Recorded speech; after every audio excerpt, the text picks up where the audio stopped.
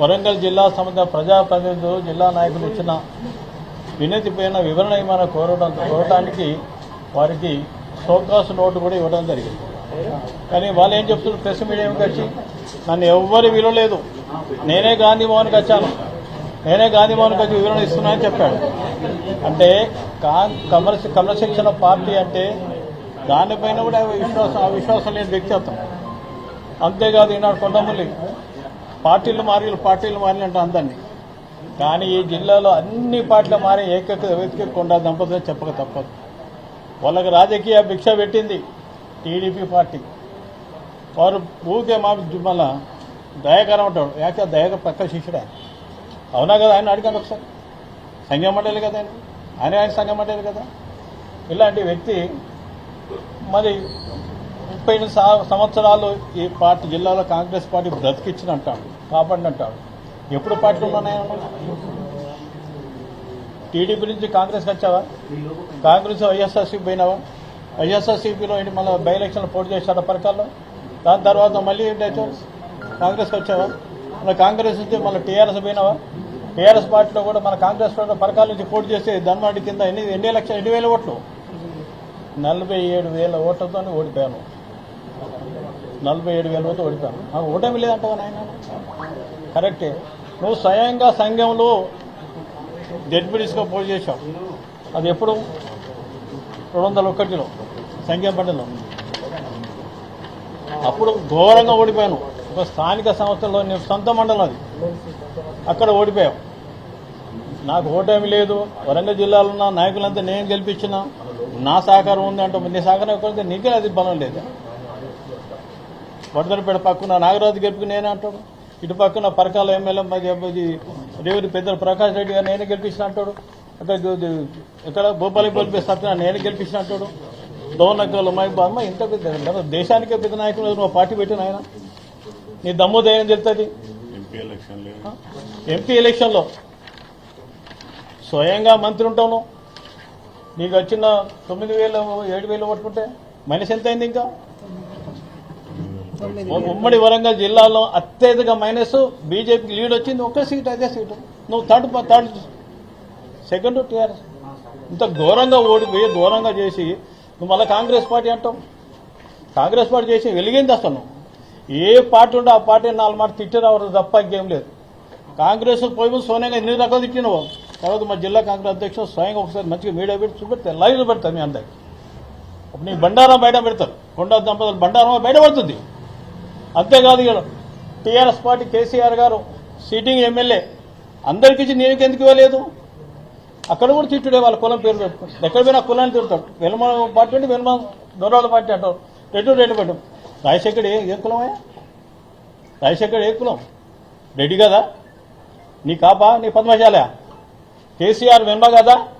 నీ కులం ఏ కులం అయినది? అక్కడ ఆయన తిడతావు, ఇక్కడ ఈయన తిడతావు. ఎవరుంటే వాళ్ళు తిడతారు. ఇప్పుడు వరంగల్ జిల్లాలో ఉన్న అన్ని కులాలు అన్ని మతాలకు సంబంధించిన Congress party, secular party Congress party, అందరికి సంబంధించిన స్థానం కలిపే పార్టీ. ఒక సామాన్య కార్యకర్త ఈ స్థాయికి ఎదగలిగిన, ఓ సామాన్య ఉద్యోగం తెచ్చి ఇవాళ స్థాయి కాంగ్రెస్ పార్టీ తర్వాత ప్రజాభిమాన పార్టీ విశ్వాసం ఇవాళ ఎమ్మెల్యే కాగలిగిండు నాగరాజు గారు. అంటే నీ బలం అది. అని వ్యక్తిత్వం, ఆయన వ్యక్తిత్వం లేదా నాగరాజు అనే వ్యక్తికి? కడియశ్రీ వ్యక్తిత్వం లేదా? రేవూరి ప్రకాశ్ వ్యతిరేక ఇవాళ కొత్తగా ఎలక్షన్ పోటీ చేయాలిగా ప్రకాష్ రెడ్డి శ్రీహరి గారు కూడా. ఆయన రాజేంద్ర గారు యువజన కాంగ్రెస్ స్థాయికి ఎదిగాడు అబ్బాయి. అంటే ఆయన పార్టీ విడకుండా పనిచేసి, ఇంకా నేను ఒకసారి పార్టీ ఇటు మళ్ళీ ఇటుకు వచ్చిన. కానీ మా జిల్లా కాంగ్రెస్ సన్న గారు కానీ రాజేంద్ర గారు ఇదే పార్టీ పట్టుకున్నారు. ఇటు పక్కన వెంకన్న గారు కోఆపరేటివ్ మనది కూడా చైర్మన్ గారు ఇలా పట్టుకుని ఇలా కులాలు ఎందుకు మతాలు ఎందుకు, అదే ఇన్ని రకాల మాట్లాడే వ్యక్తికి క్రమశిక్షణ సంఘం పైన కూడా విశ్వాసం లేని వ్యక్తి అని మీకు తెలుసు, నాకు తెలుసు. కానీ చెప్పేసుకుంటాను నేను వాళ్ళ నైజం అండి. అంతేకాకుండా ముఖ్యంగా మాకు రాజకీయ గ్రూప్ పక్కన మా సోదరుడు సురేఖ కానీ, మా సోదరుడు వరదరాజు కానీ, నాకు కానీ రియల్గా సురేందర్ రెడ్డి దోరారెడ్డి కావచ్చు అంటారు. ఓ సామాన్య రజకుని, ఓ సామైన రెడ్డి నాయక్ ట్రైబల్, కోడ వీరయ్య, ఏకుల అనేది కోయ, వీళ్ళందరూ మమ్మల్ని పెంచాడు. అతను పెంచి పోషించి ఉగ్గుపాలతో పోసి పెంచిన వ్యక్తి సురేందర్ రెడ్డి గారు మహానాయకుడు. ఆయన ఎన్నిసార్లు పోటీ చేసిండు? 4 సార్లు ఎమ్మెల్యేగా, 4 సార్లు పార్లమెంట్ సభ్యులుగా. ఆయన కాట ఆయన ఏదో డీలిమిటేషన్లో సురేందర్ రెడ్డి గారు టికెట్ కట్ చేసి కానీ రామసాని సురేందర్ రెడ్డి గారు కొడుకు ఈ అంకుడైనా శ్రీనివాసరెడ్డికి జిల్లా ఇన్ఛార్జి మంత్రి గారు శ్రీనివాసరెడ్డి గారు. అసలు శ్రీనివాసరెడ్డి రాజకీయాలకు ఎప్పుడు వచ్చిండు? నువ్వెప్పుడు రాజకీయాలకు వచ్చాను? సురేందర్ రెడ్డి గారు రాజకీయాలు ఉన్నప్పుడు నువ్వు పుట్టినా నేను పుట్టినా? సురేందర్ రెడ్డి గారు 96లో 96లో కంటెస్ట్ చేశారు. టీడీపీ నుంచి చంద్రలాల్ చేతిలో ఓడిపోయారు. 96 వరకు రాజకీయాలకు దూరంగా ఉన్న వ్యక్తి. దూరంగా ఉన్నప్పుడు మాలోంటి వారికి మాకు అవసరం వచ్చినప్పుడు మాకు రాజకీయ గురువు కాక ఇక్కడ అవసరం ఉంటే మాకు వారి బ్లెస్సింగ్తో గుడ్ ఇష్యూస్ మాకు సపోర్ట్ చేస్తాం. అంతేగాని నువ్వు ఎంత, నీ బిసాజ్ ఎంత? 12 సంవత్సరాల దూరం ఉండవు. డీలిమిట్ చేసుకో. ఎప్పుడు ఓడిపోయిండు సురేందర్ రెడ్డి గారు? ఎప్పుడు డీలిమిట్ వచ్చింది?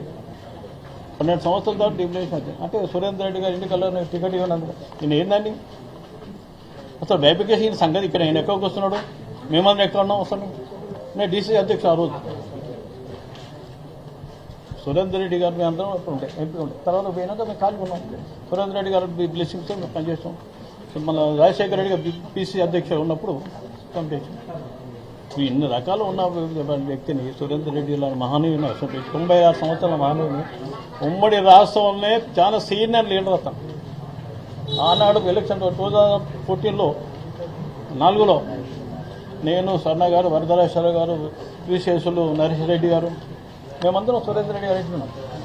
హామీద్ పటేల్ గారు స్వయంగా పోటీ చేసి సోనియా గారు మీతో మాట్లాడుతున్నా అంటే మాట్లాడలే. ఆ రోజు స్వయంగా ఫిజికల్గా సింగపూర్ విశేషులు సింగపూర్ రాజేశ్వరరావు గారు, వెంకటస్వామి గారు స్వయంగా ఇంటికి వచ్చి ఎట్లా పోటీ చేయాలన్నాడు. వెంటనే పీసీ అధ్యక్షుడు రాజశేఖర్ కొంచెం అన్నా మీకు పోటీ చేయాలి, మీరు పోటీ చేస్తే తెలంగాణ అందరికీ కూడా మనో ధైర్యం ఉంటుంది. మన అధికార పార్టీగా ప్రతిపక్షంలో గెలవాలంటే మీరు మీ సహకారం కావాలి, మీరు ఉండాలని అన్నా కూడా నేను రాజకీయాలకు దూరంగా ఉన్నాను. ఎవరైనా పెట్టండి నా సహాయ సహకారాలు పార్టీలో ఉంటుంది, జిల్లాలో మంచి చెడు పార్టీలో ఉంటామని చెప్పాడు. అలాంటి వ్యక్తిని అత్యంత అవకాశాలకు శ్రీనివాస్ రెడ్డి గారు చుట్టూ మొన్నైండు. కొడుకుకు ఆయన డాక్టర్ చుట్టం అయిండు. కానీ కులాలకు మతాలుగా పనిచేసే సురేందర్ రెడ్డిని రెడ్డి అని పేరు పెట్టి రెడ్ల కులం చెప్తానులేండి. రెడ్లతో రెడ్లని తింటాం, ఎలుగుతో బెల్మలు తింటాం. నువ్వు ఎవరి కింద పనిచేస్తావు? రాజశేఖర్ కింద మరి రెడ్డి కదా ఆయన? కేసీఆర్ టికెట్ ఇస్తే మరి బెల్మ కదా ఆయన? ఎవరు ఉంటే వాళ్ళని తిట్టుడే అని బాధ్యం. మళ్ళీ ఒక ఒంటిలో ఉండదు, దాన్ని ఏమంటే అర్థం కాదు నాకు. అంటాదిగా అంటే వ్యక్తికి క్రమశిక్షణ కమిటీ తప్పకుండా ఇవన్నీ కూడా పరిగణలోకి తీసుకొని మరి పార్టీ ఒక వరంగల్ జిల్లా విషయాన్ని మాట్లాడతాం. ఇదేమంటే భారతదేశానికి తెలిసిన క్యారెక్టర్. అబ్బా అసలు ఎన్ఎంలో గెలిచిన డిప్యూటీ వస్తున్నాడు. ఎన్ఎంఎస్ ఎవరు గెలిచలే? చీటింగ్ చేసిన మాకు తెలుసు. మేమేమో మా కాంగ్రెస్ పార్టీలో మేము ఎక్కడ ఉరికినాం? మేమందరం ఉన్నాయి. నేను జిల్లా అధ్యక్షుని పట్టుకొని ఇంకా నేను డిసిప్లిన్గా పనిచేశాను 14 సంవత్సరాలు. వరంగల్ అట్లా తెలంగాణ మొత్తం 9 గెలిచిన ఎన్ఎంఎస్. మీకు తెలియదు మీడియా మిత్రులందరికీ? మాకేం తెలుసు? మాకన్నా మీకు బాగా తెలుసు. కరీంనగర్ గెలవలేదా? నిజామాబాద్ గెలవలేదా? మహిబాద్ గెలవలేదా? నల్గొండ గెలవలేదు? అంతా గెలిచారు కదా. ఒక నల్గొండ ఎలక్షన్స్ అయితే కొండరెడ్డి ఇంకా మన రాజగోపాల్ రెడ్డి వరుస ఎక్కడ ఎలక్షన్ కాలేదు. నేను పెద్ద అంటే నువ్వు ఆప్రో స్థానిక సంస్థ ఎన్నికలు జడ్పీటీస్గా ఓడిపోయినావు నువ్వు నాయన. ఎందుకు ఇలాంటి పిచ్చి పిచ్చి మాట మాట్లాడితే కాంగ్రెస్ పార్టీ ప్రజాస్వామ్యం పనిలో తీసుకుని అన్ని కులాలకు మతాలకు సరైన పార్టీ అనుకో. కాంగ్రెస్ పార్టీ కనుక ఇన్ని కులాలు వచ్చాయి. కులాల పేరు తిరిగితే ఎందుకే? ఎవరు ఉద్యోగాలు చేస్తారు, వారికి ఉద్యోగం చేస్తే వచ్చాడు. ఆ ఉద్యోగ ధర్మాన్ని కాబట్టి తప్ప నువ్వు రాజకీయాలు ఎమ్మెల్యేగా ఎమ్మెల్సీగా ఉన్నావు. మరి కాంగ్రెస్ పార్టీ ఇచ్చిన ప్రభుత్వ పరంగా పనిచేయాలా వద్దా? మనం అంతా నేను కూడా ఎమ్మెల్సీ ఉన్నావు. ప్రభుత్వం అనుకూలంగా పనిచేయాలా వద్దా? నేను పార్టీకి అనుకూలంగా పనిచేయాలా వద్దా? నేను ఏదో కోర్టు మీద రాసి ఉంటాను. నేను ఎందుకు 200 వెహికల్ 500 చేస్తున్నాను. ఎక్కడికి పోయినా మీకు తెలియదా? మీకు తమ తెలుసు కదా, లైవ్లో చూసాక మీరు అందరూ. ఇలాంటి తప్పుడు మాట మాడితే కాంగ్రెస్ పార్టీ ప్రజలు ఎవరు సాధించారు? జాగ్రత్త చెప్తాను. అట్లా 5వ తారీఖు వారు క్రమశిక్షణ కమిటీ వాళ్ళు టైం పెట్టారు, టైం బాండ్ ఫిక్స్ చేసాం. దాని తర్వాత మరొకసారి ఎదురాక జిల్లా అభివృద్ధి ఏ విధంగా చేయాలి, నియోజకవర్గాల పరిస్థితి, స్థానిక సంస్థ ఎన్నికలు రాబోతుంది. మన హైకోర్టు ఇచ్చిన జడ్జిమెంట్ ప్రకారంగా ప్రభుత్వం పార్టీ కూడా మాకు గైడ్లైన్స్ ఇస్తుంది. రేపు అఖిల భారత కాంగ్రెస్ నాయకుడు మల్లికార్జున ఖర్గే కూడా వచ్చి అందరితో మాట్లాడడానికి సమీక్షించడానికి రాబోతున్నాడు.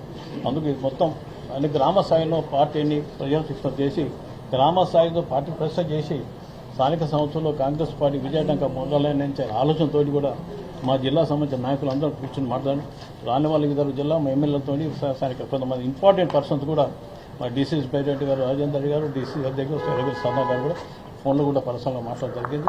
5వ తారీఖు దాకా వెయిట్ చేస్తాం. తప్పనిసరిగా ఎవరు తప్పు చేస్తే కఠిన శిక్షలు ఉంటాయని విశ్వసించే వాళ్ళు మేమందరం. ఇప్పటివరకు మీరు వరంగల్ పార్లమెంట్ పరిధిలో ఉన్న నేతలే వస్తున్నారు. ఇందులో మరి రేమ్ నరేందర్ రెడ్డిని కూడా ప్రస్తావించింది. ఇవన్నీ ఉన్న నేపథ్యంలో మహబూబాబాద్లో మీతో కలిసి ఫోన్లు చేసుకున్నారా? ఏమైనా ఉందా ఆలోచన? ఉమ్మడి వరంగల్ జిల్లా కాదు, ఉమ్మడి ఆంధ్ర ఇతర సమైక్య రాష్ట్రంలో వాళ్ళు కూడా నాతో మాట్లాడడానికి. ఎందుకంటే సురేందర్ రెడ్డి గారికి సన్నిహితంగా ఉన్న స్వర్ణ గారు కానీ నేనుగా వజ్రాశ్వ కొంతమంది మిత్రులు ఉన్నా మాకు కూడా స్వయంగా ఫోన్లు చేసి మాట జరిగింది. ఇలాంటివన్నీ ఎంగు పోతాం కుక్కలు ముక్క తెలుస్తున్నాం, అలాంటి కుక్క అని వేస్తున్నాం. సురేందర్ రెడ్డి గారి పర్సనాలిటీ ఎక్కడ, మీరు ఎక్కడ అండి? కొండమూరి క్రమశిక్షణ తప్పి మాట్లాడుతున్నారని మీరు క్రమశిక్షణ కమిటీకి ఫిర్యాదు చేశారు. మరి క్రమశిక్షణ కమిటీ ఆదేశాలు ఇచ్చిన నేపథ్యంలో మీరు కూడా మరి పదే సమావేశాలు అవుతున్నారుగా, మీరు క్రమశిక్షణ విస్మరించినట్టు అనుకోవచ్చా? క్రమశిక్షణ అనుగుణంగా మేము ఉన్నాం. పార్టీ మీద ప్రభుత్వం మీద విశ్వాసం నమ్మకున్న వ్యక్తులు మేము. ఎక్కడ ప్రభుత్వం వ్యతిరేకంగా మాట్లాడతలేమే. ఇవాళ కొండమూలి అనే వ్యక్తిగా మాట్లాడలే. ఆయన మాట భాషకు చెప్పాం మేము ఉండట. ఆయన మాట్లాడే భాష మళ్ళీ వివరించాం తమరికి. నేను రామసాని సురేందర్ రెడ్డి అంటే సురేందర్ రెడ్డి గారి మీద అన్నప్పుడు మేము వివరణ ఇవ్వకుండా మేము ఈ కాంగ్రెస్ పార్టీ సురేందర్ రెడ్డి గారి ఆయన బ్లెస్సింగ్తో ఈ స్థాయి ఎదిగిన తర్వాత ఆయన గురించి మాట్లాడదు మేము మనసులేం కాదు కదా. ఒక క్రమశిక్షణగా పెంచిన నాయకుడు సురేందర్ రెడ్డి గారు.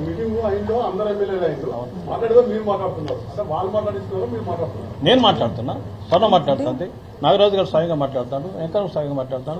ఎవరు ప్రోత్సహించారు?